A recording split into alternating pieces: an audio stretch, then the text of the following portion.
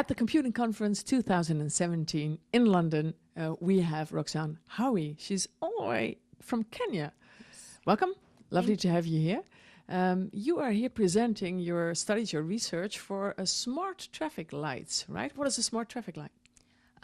It's a traffic light that allocates green light based on urgency or priority. So a direction with 30 cars will not exit at the same rate as a direction with 5 cars, which is the case in most emerging cities. The traffic light actually is fixed such that a direction with 30 cars will still exit at the same rate as a direction with 5 cars. And this limits the number of cars that cross the intersection. And that is why we rely mostly on traffic policemen to control traffic, because they are able to control traffic based on the prevailing conditions and control traffic based on urgency. But but we cannot negate human error. No. If these guys for some reason come to work in a bad mood, then there might be chaos on the roads. So with a smart traffic light, our traffic light, we propose to use wireless sensor networks which gather also real-time traffic information similar to the way traffic policemen do, but they do it faster and thousands more than what the traffic policeman's brain can do. Yeah, probably they will. And where will the sensors be, or how will it be done? This comes in on the roads. They're put on the roads and they collect traffic information from as soon as the cars join the lane, then they start collecting and picking up traffic quantity and how long the cars have waited.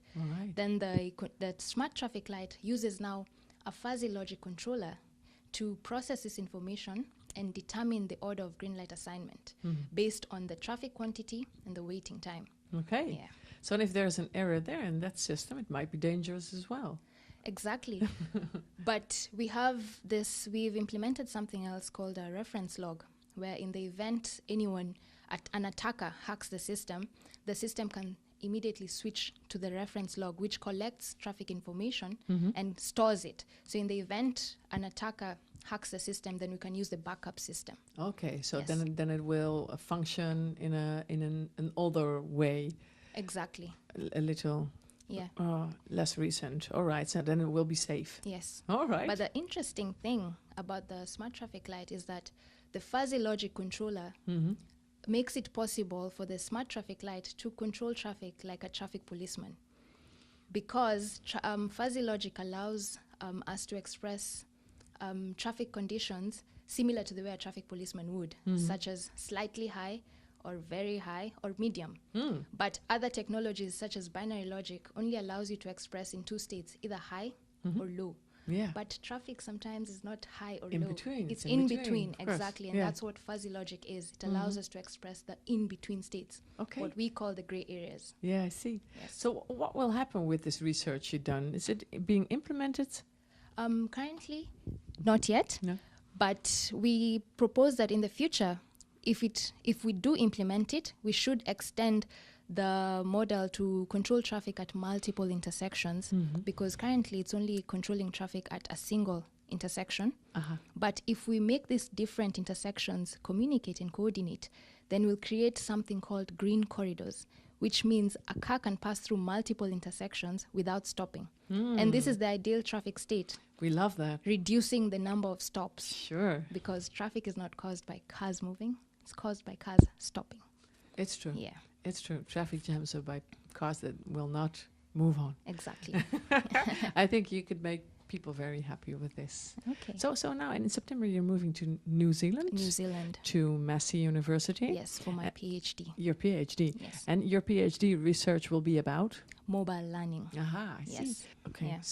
So you're going to mobile learning. Yes. And well, it's also about sensors and using data, probably. All right. So what do you hope to find when you research mobile learning? Mobile learning, for me, I want to focus on it because I see in 10 years or of the future, the near future, mobile computing is what is going to be the trending technology. Because currently we're focusing so much on cloud computing and ubiquitous computing. But if we take a minute to analyze what ubiquitous computing and cloud computing do and why people are so fascinated by it, we realize that people just want information anywhere, anytime, and that's what ubiquitous computing is. Yeah. And the only way for you to access this information anywhere or at any time is by storing that information in the remote storage, and that's where cloud computing comes in. Yes. But what devices do we use to fully explore the full potential of these two technologies? Mobile devices. I think so too. Because mobile devices allow us to access information anywhere and anytime. Yeah. So that is why I think mobile learning is the next future. Do you think we will completely change to mobile?